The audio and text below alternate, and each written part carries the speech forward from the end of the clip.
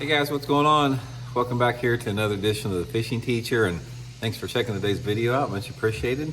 Guys, today we're going to give you some tips and advice on fishing little swim baits for summer bass. Little swim baits are great all year round, but there's some certain things you can do with them in the summertime. Really adds up to some good fish, so we're going to get into that. And also, if you guys are interested in getting some of the, these are the 3-inch Mega Bass Spark Shad we're talking about today. I'll put the Baitworks link in the description. You guys can order them there. It's a good way to support the channel if you want to do that. So much appreciated.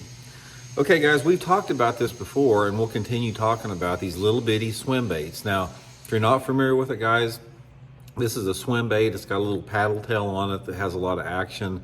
Sort of looks like a minnow.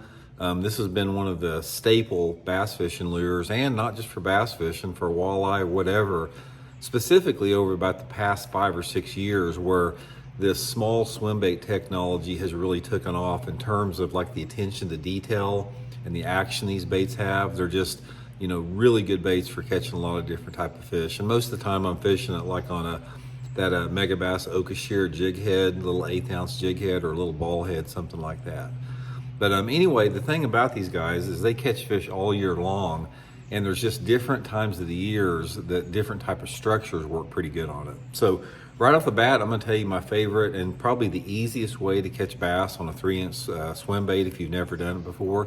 If the lake you have has bridge pilings on it, fishing this little thing next to those bridge pilings in the summertime is a great way to catch them, because you know the bridge pilings have a lot of algae and plankton and moss on them, which attracts minnows and shad and that type of stuff to feed off of it, which brings in the bass. So if you have a lake that has fairly clean water, it doesn't have to be real clear, but if you have a lake that's got at least 3 foot of visibility, and especially if the lake you has spotted bass or smallmouth in it, it's one of the greatest ways to catch them.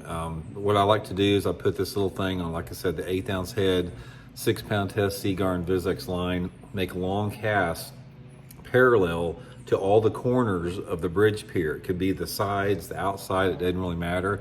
And try to swim that thing down the bottom, or not on the bottom, but down the sides of them, anywhere between like 5 to 20 foot deep. If the water visibility is closer to 3 feet visibility, they're going to be probably be in less than 10 feet of water.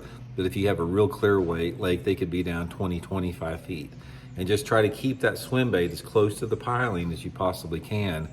Also, sometimes these fish on the bridges like that, they will suspend in the shade of the bridge. They may not necessarily be around the pilings, but if you look like where the shade is coming off the bridge, right underneath it during the middle of the day, a lot of times they get in that shade, and you can cast in that shade and catch them out with that too. Now, in addition to bridge pilings, another really easy place to catch summer bass on these little swim baits is around marine and boat docks. Most every lake in the country has marina docks.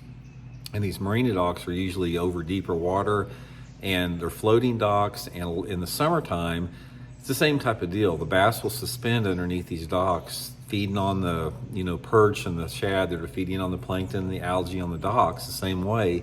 And you can take the little swim bait the same way, guys, and just throw it parallel down the corners and the sides of those docks. Count it down the same way you did on the bridge piers, and it's a really good way to catch them with that. Now, you can catch them in other situations too, like fishing out over deeper points and tops of timber and stuff like that. But those fish are a lot of times are harder to find and they're more difficult to locate. But if you're just getting started out in fishing and you haven't had much success on these little swim baits, go to bridge piers, go to boat docks, and just fish them down the sides for those suspended bass.